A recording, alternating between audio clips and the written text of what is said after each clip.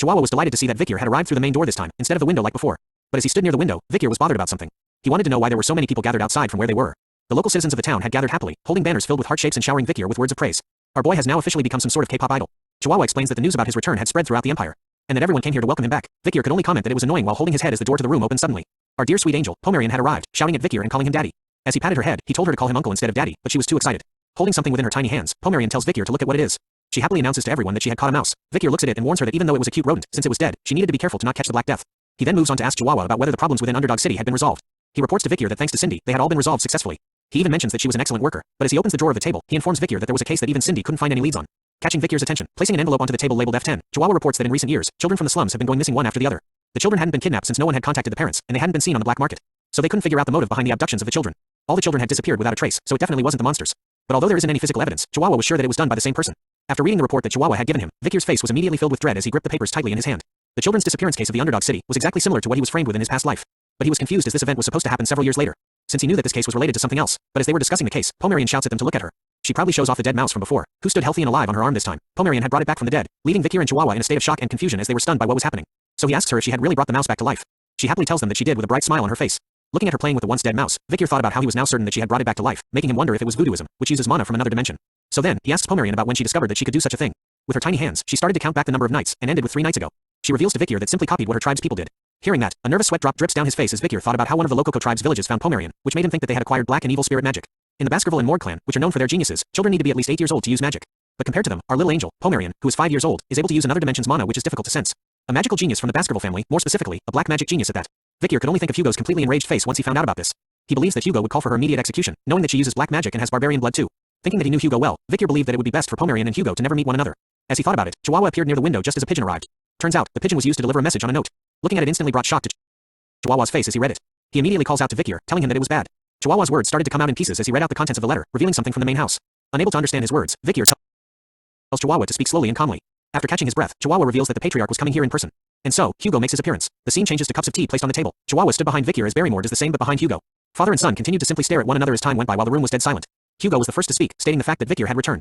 Chihuahua was glad that they had finally spoken. Looking around, Victor thought about how sudden it was for Hugo to come here, and that luckily, he hid Pomerian in the next room so hopefully nothing happens. Hugo was glad to see that Victor had returned, so he wanted to know what he had been up to till now. Victor reveals to Hugo that while wandering the forest, he stayed with the barbarians and focused on recovering his injuries. During that time, he pretended to be friendly and had gotten a grasp on the barbarians, so he was able to think of a way to wipe them out. Hugo was curious to know what Victor planned to do, so he revealed it to him. Controlling the barbarians by utilizing the Empire's industrial products. He further tells Hugo that the barbarians consider the Empire's cheap glass orbs and woolen products, and even vegetables and grains as precious items. So if they used it to their advantage, then they would be able to capture the barbarians effectively. But Hugo wasn't impressed by this, calling Victor's idea as trading and not suppressing them. Hearing this, Victor corrects him by stating that the barbarians will die in the process. With his eyes glowing with a mad red light, Victor reveals that in exchange for the products, he was planning to request a monster subjugation. Hugo thought about Victor's idea of making the barbarians subjugate the monsters, so that they can secure their own territory while killing the barbarians off. Like father, like son, the same red glow appears in Hugo's eyes as he grins widely, calling Victor's idea clever, which was to be expected from his son. As they continued to discuss Victor's idea, Chihuahua couldn't help but sweat nervously while thinking that this was a conversation between a father and son who had just been reunited. Barrymore on the other hand noticed something else. Hugo was smiling. He recalled that he hadn't seen him smile at all during the 2 years that Victor had disappeared in. While taking a sip of his drink, Victor thought about how he didn't want the Balak people to suffer because of the Baskerville family. From the Baskervilles' perspective, it would seem like the natives are dying as they are clearing up the monsters. But in reality, they're just returning to the place where the madam was. While stopping the battle between the two of them, the Balaks will have the time to increase their forces. Hugo, who doesn't know about the madam's existence, would think that the natives will easily agree to this. Without realizing that his enemy, the natives of the forest, are increasing their powers. But Hugo was pissed off by something all of a sudden, catching Victor's attention. The liquid inside the cup started to boil suddenly, as Hugo unleashed a powerful aura filled with hatred, announcing to everyone that they will not trade with the Lococo tribe. As he reveals that he was going to annihilate that tribe, Victor agreed to Hugo's intentions, while being taken back by his rageful aura from earlier, as he didn't expect Hugo to still have a grudge against the Lococo tribe, which is more of the reason why he shouldn't let him meet Pomerian. Hugo had finally regained his composure after a while,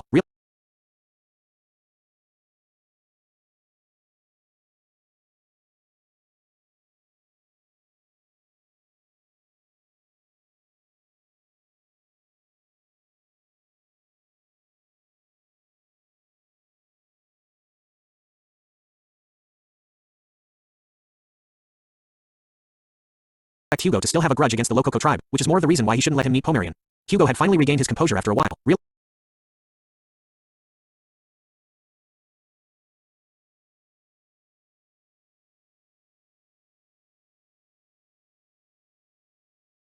realizing that he had only been talking about the barbarians since meeting his son that he lost contact with for a long time. He then tells Victor to not go overboard in the front lines again, revealing that after he had saved the Morg's daughter and went missing, the Baskervilles were able to obtain a great diplomatic benefit from the Morgs. Even the Imperial family had heard about this moving story, and have come to think highly of the Baskerville Knights. However, to Hugo, who saw himself as Victor's father, had lost his son, making all of that meaningless. He continues to lecture Victor that obtaining things in exchange for losing a child is worthless, so he shouldn't overdo it from now on. Hearing those kind words, Victor could only think of them as a pretense. Before his regression, the night he escaped after being framed, the feeling of being stabbed in the back, literally, and the cold stares from the bloodhounds whom he shared joys and sorrows with. Victor could tell in an instant that he was abandoned by his master. Hugo didn't even give him a chance to explain himself, so Victor was sure that his fangs wouldn't become dull because of his pretense. As lightning strikes the land, Victor thanks Hugo for his worries while wearing a cold look on his face. A loud wailing sound is heard as Pomerian's voice rings throughout the room, calling out for Uncle. Her sudden appearance instantly casted fear into Victor's and Chihuahua's faces as they realized. Pomerian casually runs past Hugo and Barrymore, complaining to Victor about the rain and the loudness of the thunder and how it went bang bang. She quickly hugs Victor, telling him about how scary it was. Victor started to panic as he shifted his gaze from Pomerian to Hugo, knowing that he couldn't let the both of them meet. But as he stares at Hugo, his eyes widen at a shocking scene in front of them. Hugo was standing up straight with a darkened expression on his face. As he looked closely at Pomerian, his face was filled with confusion over how she looked. The master of the iron-blooded Baskerville family, one of the 7 families of the Great Rock Empire, Hugo le Baskerville. He chased the barbarians far away from the border. He is also the Empire's strongest sword saint, who has killed hundreds of monsters. Once he makes a decision, he doesn't change his mind, and he is known to be a man with iron blood. But right now, the man who has iron, Hugo, his emotions had begun to fluctuate for the first time in a long time. As Pomerian continued to hold tightly onto Victor's shirt, screaming out that the thunder was scary, Hugo could see the reflection of her daughter's face within her. As he called out the name Penelope, Pomerian finally looked up to Hugo, only to be frightened even more as she hid her face in Victor's chest. Shouting out loud that the mustache man was scary. Seeing Hugo's reaction to Pomerian, Victor tells him to calm down. He explained to Hugo that he had brought Pomerian here so that he could order her around. He reveals that he saw her red eyes and thought she was one of them, but after looking into it, she was from one of the tribes at the borders. So he didn't believe that she was a family member. Hearing that, Hugo started to regain his composure. He felt a bit off and agreed that he was mistaken for a moment, as there was no way that his daughter, Penelope, would be that young if she were alive. Hugo decided to leave first, informing Victor that he was tired. A nervous sweat drop drips down Victor's face as he tells Hugo to have a safe journey back. But deep within his mind, Victor couldn't believe that Hugo, who possesses the soul of a swordmaster, was that shaken up, which meant that Victor was right that something was up. Before leaving, Hugo calls out to Victor as his son, telling him to attend tomorrow's grand banquet. Chihuahua hears that and knows that Hugo was referring to the dinner where only a select few of his closest descendants gather. It was the dream of all Baskerville members to attend that banquet. Victor agrees to Hugo's request and tells him that he would see him tomorrow night. But before leaving, Hugo couldn't help himself and stole one final look towards Pomerian, who was crying within Chihuahua's arms. We now turn to Victor resting back at home. Instead of sleeping on his comfortable bed, he chose the floor. Late in the night, he was still wide awake, thinking that even after taking a hot shower and laying on a soft bed, it all felt so foreign to him that he couldn't sleep. He wonders if this was the effect of living with the Balak warriors for 2 years, as it seems like his body won't get used to this for a while. As he thought about today's events, he found Hugo's reaction to be quite unexpected. He even thought about whether to report to him about Pomerian and the pendant or not, but after seeing his reaction today, Victor had made his decision. After tomorrow's grand banquet, he was going to feel Hugo out, as Pomerian might become a good trump card which will lead to Hugo's downfall. But no matter what happens, Victor needs to make sure that Pomerian doesn't get affected. Victor's eyes were finally closed after a while as a light breeze entered his room, followed by a dark figure standing near the window. Victor immediately sensed its presence as his eyes opened wide. The dark figure took out a blade and stood in front of Victor's bed. But before the figure could do anything, Victor commented out loud that it hasn't even been a day, and yet the information has already spread so fast, alarming the intruder. Our boy immediately leaps onto the bed with one arm while priming himself to kick the shit out of the intruder. Victor manages to leg sweep the knife out of the intruder's hand, sending it flying into the nearby wall. But before he could end the intruder's life with his fingers, the intruder shouts at him to wait. Damn, let's all take a moment to look at our boy's veins. Now back to the story. The intruder continues to intruder's life with his fingers. The intruder shouts at him to wait. Damn, let's all take a moment to look at our boy's veins. Now back to the story. The intruder continues to tell Victor that it was a joke, looking closer to the masked figure. Victor realizes who it was. He informs the friend that next time, come after requesting an audience, otherwise it would have been bad if he killed by mistake. The masked figure still found Victor's strange habit of disguising his pillow as himself and sleeping on the floor, kind of weird. As the masked figure removed their mask, they commented that Victor still hasn't changed even after coming back from the dead. Whoa, it turns out to be Cindy. After revealing herself, Victor warns him to not make a scene, but she simply sticks her tongue out as a reply. As she walked towards the bed, she asked Victor if the reason why he sent Chihuahua after her was to check whether she had taken the $10 billion. Victor revealed that he knew of her ability to increase the wealth of capitalists and build trust and to eventually waste it all, which he took account of. But as she sat down on the bed, Cindy called him rude for thinking that way about her, since she was only a financial planner who receives commissions. She even claims that without her, then Judy would have lost the $10 billion he had given her. This was when Victor revealed that he had assigned bodyguards to Judy to prevent such a thing from happening. And amongst the bodyguards he assigned, one of them was a finance expert, whose job was to filter out the bad guys. Hearing about this, Cindy was surprised to see that those bodyguards didn't mess with her at all. Victor tells her that it was because he ordered them not to approach her at all. Cindy couldn't believe that she had been dancing in Victor's palm from the beginning. But as Victor wore his shirt back on, he wanted to know if she had the information he requested. Cindy immediately unzips her outfit, telling Victor that she had brought it. As she handed the scroll over to him, our boy was fazed by how her personality had changed since 2 years ago and wanted her to submit the reports in a folder instead. Since she fulfilled her mission, Victor agreed to her request of joining on the trade with the natives. Hearing about the reward, Cindy decided that she should call Victor boss from now on.